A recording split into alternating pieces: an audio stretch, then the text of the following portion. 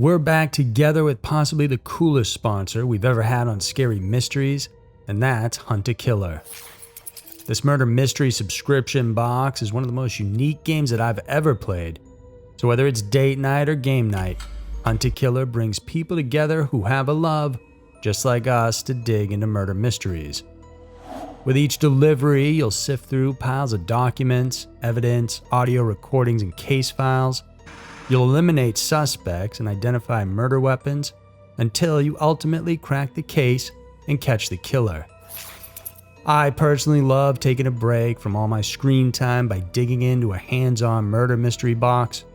And the best part with these is the Hunt a Killer spoiler-free community with thousands of members in it that we all use to help one another solve difficult puzzles and talk about true crime. Right now, you can go to huntakiller.com/scarymysteries and use the promo code SCARY for 20% off your first box. The links are in the description below. Again, make sure to use the code SCARY for a 20% discount and join in on the hunt.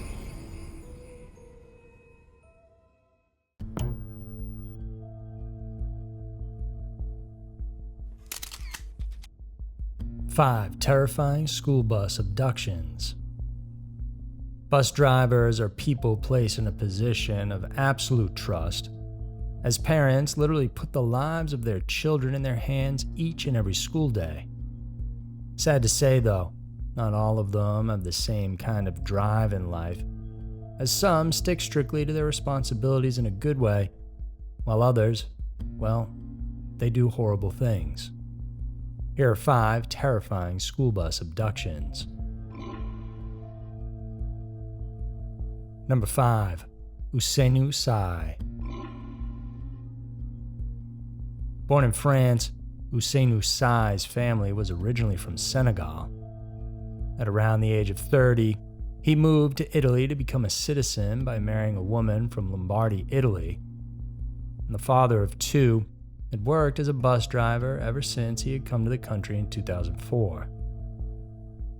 However, the African native wasn't exactly a well-behaved kind of person. In 2007, his license got suspended when he was caught drunk driving. 3 years later, in 2010, he was charged with sexually assaulting a 17-year-old girl. And then, yet again, in 2018, he committed an offense that got him suspended for 18 months. Around then, he was employed by a bus company called Agosto, and it was while working for them that he pulled off a heinous act that would thrust him into the national limelight. On March 20th, 2019, an Agosto school bus was returning from a gym. The vehicle was loaded to the brim with 51 children, 2 teachers, and a janitor. Then all of a sudden, Sy, who was the driver, doused the aisle with gasoline. In the midst of the terrified passengers, Sy then declared that he was hijacking the bus. He told everyone that he'd be driving it towards Linate Airport in Milan. He then gave zip ties to the accompanying adults, who were told to tie up the children. Afterwards, Sy went back to the driver's seat. Some passengers took the chance to grab their cell phones to alert the police. Authorities luckily were quick to respond, and they immediately set up a roadblock cutting off the bus's course, and a hostage crisis situation ensued. Operatives were soon surrounding the bus while others were trying to negotiate with the hostage taker. A member of the Carabinieri, the country's main law enforcement agency, decided to break the rear windows in an attempt to free the hostages. When this occurred, Sy lit a lighter and threw it on the gas-soaked bus hallway. Luckily, though, most of the kids as well as the other adults were already out. In the aftermath of the incident, 12 children were hospitalized with shock. Others incurred bruises or had inhaled the smoke from the fire. Meanwhile, Sy was arrested right on the spot. An investigation was conducted, where detectives determined that the perpetrator acted alone and had no direct affiliation to any Islamic extremist groups. During his trial, Sy said that his motive behind the kidnapping was to avenge the African migrants who had died in the Mediterranean Sea while en route to Europe. In July of 2020, the 47-year-old was sentenced to 24 years in prison for forced confinement with terrorist intent. Number 4. Agosto Luzunaris. Agosto Luzunaris had been working as a school bus driver for the Warren County Middle School in Front Royal, Virginia, when on March 4, 2020, the Warren County Sheriff's Office was notified about a possible harassment and inappropriate actions committed against a student. Investigators quickly came in where they talked to the school resource officer, the victim's parents, and the unnamed young girl. This resulted in the arrest of the 42-year-old man from Linden, Virginia, and he was charged with 1 count of kidnapping and abduction, a Class 5 felony, and it was believed that the crime occurred sometime between October of 2019 and March 2020. The preceding inquest revealed some of the most harrowing details of the entire crime. As stated in the affidavit, Luzinaris had acted inappropriately towards a different student earlier on, whose mother then warned the Warren County Public Schools transportation officials about the indecent approach. Officials immediately apprehended the bus driver and assured the concerned parents that the incident would never happen again. But instead of taking heed of the warning, Luzinaris approached yet another young female student, whose complaints eventually led to his arrest. Allegedly, the bus driver had made inappropriate advances towards the child, and it didn't happen just once. In March of 2020, he attempted to separate the victim from her peers and prevented her from disembarking from the bus. He did so by blocking her exit path using his right arm. He then purportedly told the girl to sit down as he drove the bus away from the school. The document also revealed that the offender tried to cover up the camera monitor installed in the bus. He then warned the child to speak softly so that their conversation could not be recorded.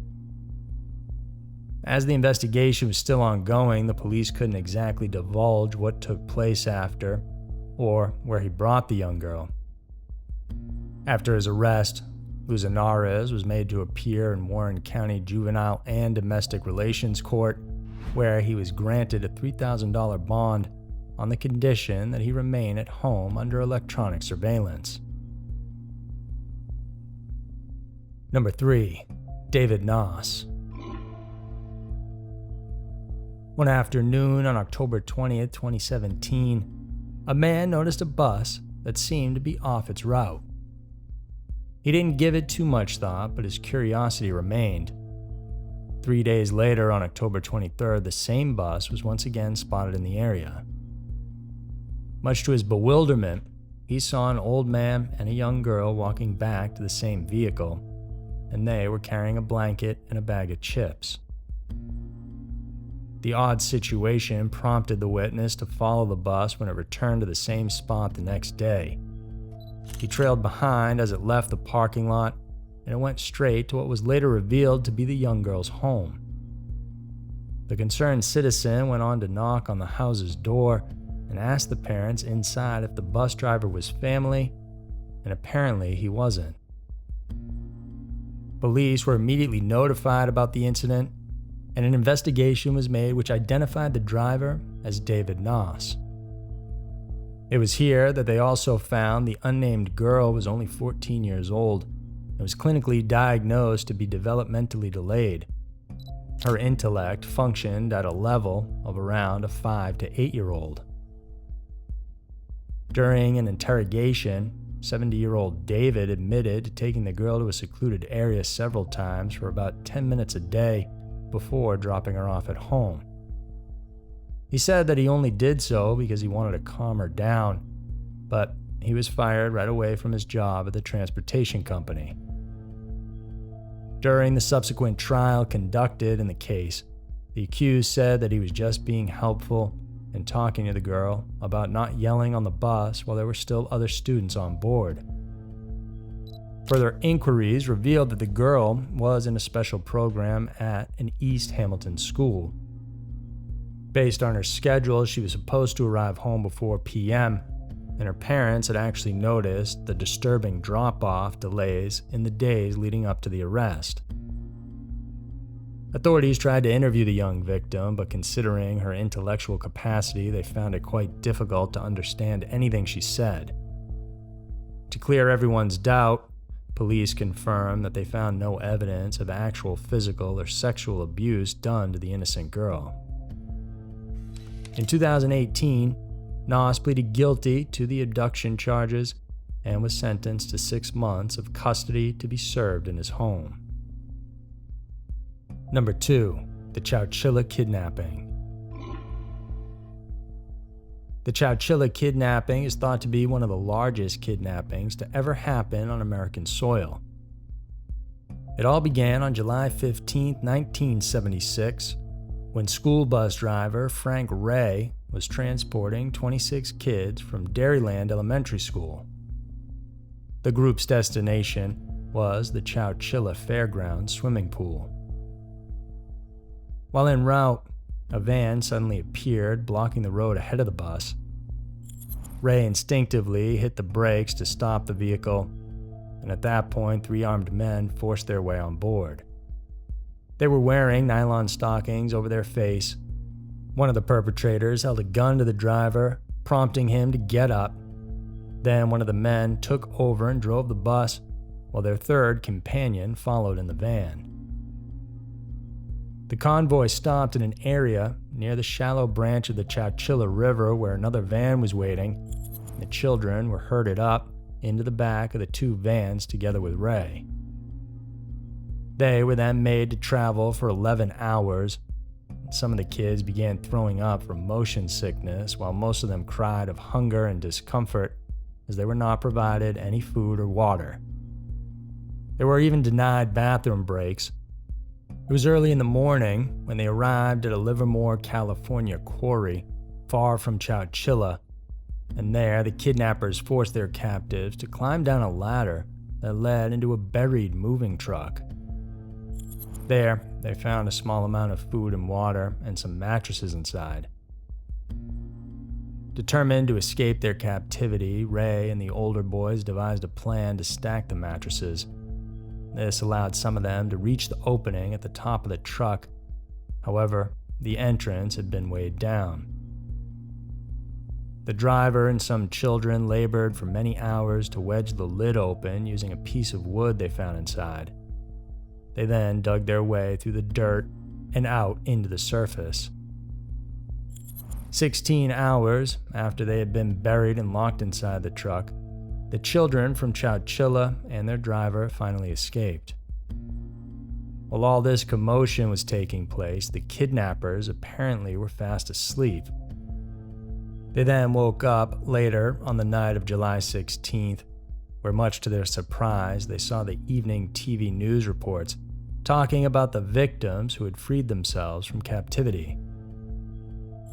It didn't take long for authorities to track down the ones responsible, and a warrant was immediately executed on the estate owned by one of the suspects, Frederick Woods. The search yielded a plethora of evidence, including the group's detailed plan of the kidnapping and a ransom note explaining that they originally planned on demanding $5 million for the return of the children. What had happened was as soon as they secured the hostages, they tried to call the Chowchilla Police Department, but by that time, the precinct's line was jammed with calls coming from parents and concerned parties. So when they couldn't get through, they decided to take a nap and try again later. Richard Schoenfeld, one of the 3 masked men, turned himself in. James, his brother, fled but was soon apprehended, while Woods was caught by the Royal Canadian Mounted Police as he attempted to cross the Washington state border into Vancouver. Ultimately, the 3 pleaded guilty to kidnapping for ransom and robbery and were given jail sentences with the possibility of parole. Schoenfeld, the first to surrender, was released in 2012. His brother James followed in 2015. Woods, however, was denied, and his next parole hearing is set for 2024. Number 1. Jovan Collazo. Life in the military is never easy, especially if you're just a trainee. Jovan Collazo, a recruit from New Jersey, learned for himself that the Army's life was not for him. The 23-year-old was only in his third week at Fort Jackson, which is the U.S. Army's largest basic training facility in Columbia, South Carolina, having arrived in mid-April of 2021. Determined to go back home, Collazo took his training M4 military rifle and jumped over a fence. It happened around 7 in the morning on May 6th, and he fled towards an area near Interstate 77 and Percival Road, where he flagged down a car. His plan didn't work, though, as the driver scurried away, so he then walked over to a bus stop at Eagle Park Road. In that moment, there was a group of young students waiting to board the bus that would go to Forest Lake Elementary in Richland School District Number 2. The children, 18 in all, boarded the bus. Collazo then took the opportunity to get inside as well, and he immediately demanded for the driver to take him to a nearby town. Deputies overseeing the investigation released footage taken by a camera installed on the bus. There, the perpetrator can be seen pointing his rifle at the bus driver and towards the children, who were terrified. Luckily, the weapon wasn't loaded, though. A Fort Jackson official later clarified that Army recruits still don't have access to ammunition at that stage of training. Soon, the gunman became frustrated as the kids began to bombard him with questions such as, "Are you in the Army? Are you going to hurt the bus driver? And where are you taking us?" He must have been flustered with the whole situation, so he decided to let the driver and the students get off the bus. As the incident took place, some of the children managed to call their parents, who then notified the authorities. Collazo continued to drive the bus himself for about a mile, but he eventually gave up since he didn't know how to drive manual. He then abandoned the vehicle and left his rifle inside. The Army recruit went on foot in search of clothes in a nearby neighborhood, and that's when the police finally caught up with him.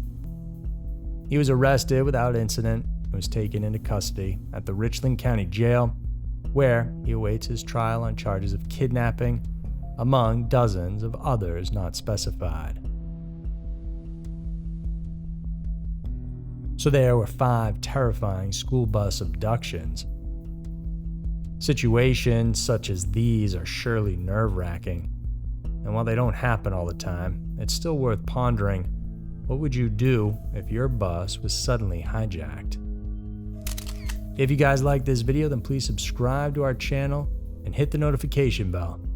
We have 2 new videos coming out every single week for you guys to check out. Thanks for tuning in, and I'll see you soon.